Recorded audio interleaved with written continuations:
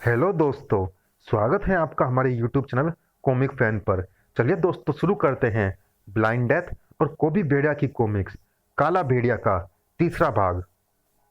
सभी संकट में थे और कोबी आंखें मूंदे अभी नदी में कछुए के सल्क में सवार नौका विहार ही कर रहा था कि अचानक उसकी आंखें खुली तो सामने उसे नदी के किनारे हरे हरे हरे बड़े तरबूज लगे दिखाई दिए और ऊपर आकाश पर चमचमाता चंदा मामा उसे दिखाई पड़ा।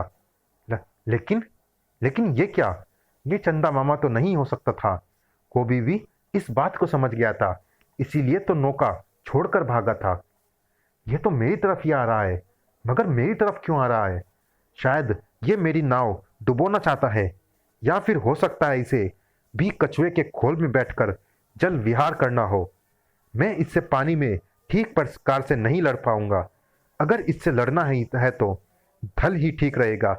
ये तो मेरे पीछे आ रहा है। पानी से बाहर आकर मैंने बिल्कुल ठीक किया, मगर ये मुझसे चाहता क्या है? चंद्रमा जैसी गोल व सफेद आकृति की चाहत दूसरे ही पल कोबी के सामने आ गई। हत्यारे, धाड़, आऊ, जालिम, ठाक, उफ, दुष्ट नाथ, धम, अबे ओ, तेरी ये मजाल! अरे रे, तू नहीं बचेगा! कड़ाक! उफ, बहुत ताकतवर समझता है तू अपने आप को। बोल, तूने चंद्रमा के प्राणी कच्छप को क्यों मारा? तड़ाक! ओह, समझ गया। इस बार वह तूफान जैसे ही निकट आया कि कोबी की शक्तिशाली किक ने उसे वापस उछाल फेंका। इस किक से तेरे कान खुल गए होंगे। धाड़! अब ध्यान से सुन। कोबी ने पूंछ लंबी करके उसे दबोच लिया। चला कहाँ? मेरा नाम कोबी है। मेरे आगे जो भी अपना सिर उठाएगा उसका सिर तोड़ दूंगा, और तुझे तो मैं तरबूज की तरह चबा ही जाऊंगा। कोबी सचमुच उसे चबा गया। कचड़ पचड़! वाह, मजा आ गया। अरे धामड़ो, मेरा मुंह क्या देख रहे हो? आज तक चांद को देखा ही था, अब खाने का मौका मिला है तो खाते क्यों नहीं? तुम इधर खाओ, बाकी चांद मैं अपनी पत्नी जैन को खिलाने जा रहा हूं। संयोग से कोबी उसी दिशा में आगे बढ़ चला था जहां भेड़िया, जैन व फूजो की जान पर बनी थी। जैन की निगाहें कोबी पर पड़ चुकी थी। कोबी, इन राक्षसों ने हमें बंदी बना लिया है। ये हमें मार डालने वाले हैं। हमें इनकी कैद से छुड़ाओ। अरे जैन, तुम! मैं चांद खिलाने के लिए तुम्हें ही ढूंढ रहा था। तुमने कभी चांद नहीं खाया होगा, बड़ा स्वादिष्ट है। कोबी, इन राक्षसों ने हमें बंदी बना लिया है। यह हमें मार डालने वाले हैं। हमें इनकी कैद से छुड़ाओ। तुम घबराओ मत जैन, मेरी प्यारी। इन राक्षसों के सिर तो मैं अभी तोड़ डालता हूं, लेकिन पहले चांद का ये टुकड़ा इधर संभाल कर रख दो। हो सांप! हिस! भाग गया। उसके बाद कोबी ने गधा का आह्वान किया, हे भेड़िया देवता, मदद! और राक्षसों पर टूट पड़ा। धाड़! सींग और पूंछ वाले सर्प राक्षसों, तुम्हारी अब खैर नहीं। कोबी इन्हें सींग और पूंछ वाले सर्प राक्षस क्यों कह रहा है? ओह, मेरे पेट में सींग मारता है। जंगली ने तो उसे भाला मारा है। कोबी सिंह शब्द का प्रयोग क्यों कर रहा है? तेरा तो मैं सिर ही उखाड़ दूंगा सर्प दैत्य। खचाक! नहीं कोबी, उन्हें जान से मत मार। कोबी सुनने वाला नहीं था। बता, मेरी जेन को किसने वहां पर बांधा है? उसके तो मैं टुकड़े ही टुकड़े कर डालूंगा। आह! खच! भेड़िया कोबी के हाथों होने वाले इस नरसंहार को नहीं देख सकता था। जेन, ये तुमने उसे कैसा आदेश दे दिया? उस पर जुनून चढ़ गया है। वो इन सबको मार डालेगा। इन लोगों का कसूर ऐसा नहीं कि जिसकी सजा इन्हें अपनी जान देकर भुगतनी पड़े। मैंने तो उसे सिर्फ कैद से छुड़ाने को कहा था। उसे रोको। कोबी, उन्हें रोको। उन्हें मत मारो। रुक जाओ। अगर मैंने इन्हें नहीं मारा तो ये तुम्हें नहीं छोड़ेंगे और तुम्हारे हिस्से का चांद भी खा जाएंगे। ये तूफान अब तबाही ढाए बिना रुकने वाला नहीं है। सरदार तबंगा, हमें आजाद कर दो, क्योंकि अब अगर कोई इसे रोक सकता है तो वो इसकी पत्नी जेन ही है। सरदार तबंगा की बुद्धि यहाँ काम कर गई और उसने अड़ियल रुख नहीं अपनाया। जेन व भेड़िया ने कोबी को बीच में थाम लिया। कोबी रुक जा, कोबी रुक जाओ, मैं आजाद हो चुकी हूं। क्या तुम आजाद हो गई? हाँ, और वो देखो, ये लोग अपनी भूल की क्षमा मांग रहे हैं। ठीक है, तो मैं इन्हें छोड़ देता हूं, वरना तोड़ देता। क्षमा क्षमा क्षमा। उठो सरदार, आओ अब तुम्हें चांद खिलाऊं। मैंने तुम्हारे हिस्से को संभाल कर रखा है। भेड़िया, हमें क्षमा कर दो। आज हमारे प्राण तुम्हारे कारण ही बच सके। आज से हमें भी अपनी सुरक्षा में ले लो भेड़िया। मैं मानता हूं सरदार तबंगा कि जैन के हाथों मृग की हत्या से तुम्हारी धार्मिक भावना आहत हुई है, किंतु जैन ने जो कुछ भी किया मेरे लिए किया, जंगल की भलाई के लिए किया। भेड़िया ने उन्हें अपना सुरक्षा चिन्ह देने का वादा किया। तंत्र बाहु की निगाहें उस पूरे प्रकरण पर बाज की तरह लगी थी। दूसरी प्रक्रिया भी पूर्ण हो गई। सुकाड़ू नामक का कीड़ा, इसलिए तो भेड़िया के कंधे पर मैंने ही फेंका था। हाँ हाँ हाँ, अब आखिरी प्रक्रिया भी जल्दी ही पूरी होगी। कोबी जैन को चांद का टुकड़ा खिलाना चाहता था।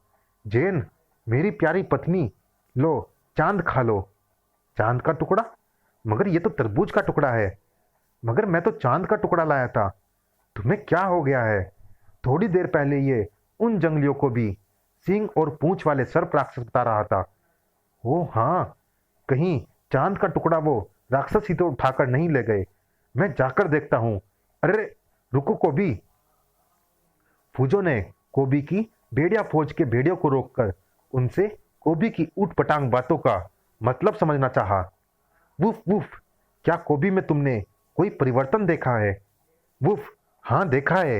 एक छोटा सा कछुआ उसे बहुत विशाल दिखाई पड़ रहा था। एक छोटे से कछुए को खाने के लिए उसने पूरी भेड़िया फौज को दावत पर बुलाया। ये बात कुछ जमी नहीं। बित्ते भर के कछुए को मारने के लिए उसने गधा का आह्वान किया। क्या? फूजो साथ साथ ही भेड़िया को भी बताता जा रहा था कि वह जंगली भेड़िया उसे क्या क्या बता रहा है। उसने एक भेड़िए को उठाकर जबरदस्ती कछुए के अंदर घुसी हुई गर्दन के खोल में घुसेड़ना चाहा, मगर यह तो संभव ही नहीं था। पूरा भेड़िया कछुए के खोल में कैसे चला जाता? उसके बाद भी उसकी अजीब हरकतें जारी रही। वो एक नौका ले भागा जिसे वो विशाल कछुए का खोल समझ रहा था। फिर उसने तरबूज को चांद कहकर लड़ना और खाना शुरू कर दिया। उसकी बातों से ऐसा लग रहा था जैसे चांद आकाश से उसे मारने के लिए उतर आया हो। फूजो ने इतनी सब जानकारियां प्राप्त कर भेड़िए को वहां से जाने दिया। मुझे उसके बारे में बताते रहना। भेड़िया वो चला गया, लेकिन गनीमत है कि वो उस रास्ते पर नहीं गया जिधर जंगली गए थे। कोबी में कुछ रहस्यमय घट रहा है। हाँ, उसके मस्तिष्क में भ्रम की सी स्थिति पैदा हो रही है। यह देखो, इस जगह पर कोबी ने वह तरबूज का टुकड़ा रखा था जिसे वो चांद का टुकड़ा बता रहा था। जैन, तुमने उसका ध्यान अपनी ओर यह कहकर आकर्षित किया था कि इन राक्षसों ने हमें बंदी बना लिया है। उसी समय कोबी को जरूर यह सर्प भी दिखा होगा, जिससे उसका दिमाग उन जंगलियों को सर्प राक्षस समझ बैठा। कोबी जब नौका में पसरा होगा तो उसका मुंह आकाश की ओर होगा, जिससे उसे चंद्रमा के दर्शन हुए, और फिर नदी के किनारे पर उसे तरबूज दिखे होंगे। भ्रम के शिकार कोबी को चंद्रमा आक्रमण करता हुआ दिखा, मगर कोबी ने टुकड़े किए तरबूज के, इसीलिए वो बार बार कह रहा था कि तुम्हारे लिए चांद का टुकड़ा खाने को लाया है। एक छोटे से मामूली कछुए को भी उसने दैत्याकार कछुआ समझा। ये भ्रम की स्थिति कैसे बनी है, इस बारे में तो मैं कुछ नहीं बता सकता, लेकिन ये स्थिति कोबी के साथ साथ जंगल वासियों को भी मुश्किल में डाल सकती है, क्योंकि कोबी एक छोटे से कीड़े को डायनासोर समझ सकता है और उसे मारने के लिए अपनी गदा चला सकता है, जिसका शिकार वन्य प्राणी हो सकते हैं, क्योंकि वास्तव में डायनासोर तो वहां पर होगा ही नहीं। मुझे संदेह है कि कोबी ने कहीं कोई ऐसी वस्तु तो नहीं खा ली जिस पर कोई तांत्रिक अनुष्ठान किया गया हो। ऐसा मांस या पशु, ऐसा मुमकिन है। मैंने तंत्रबाहु को जंगल में देखा था। आओ जैन, हमें कोबी पर नजर रखनी होगी। वो उधर घने जंगल की ओर गया है। फूजो अभी 2 कदम ही आगे बढ़ा था कि उस चीख को सुनकर उसी दिशा में दौड़ा जिस ओर भेड़िया वे जेन गए थे।